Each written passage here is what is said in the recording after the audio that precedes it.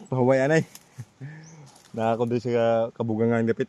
Bagan, grabe mga ni ka bugang nahinira no basig na baka kasi may ahas, mahirap na. Pero dahil nga ay nagtatrabaho tayo, kailangan natin trabahuin to para mas maganda yung view yung manok doon. Nandun kasi yung manok, yung baybahay na manok.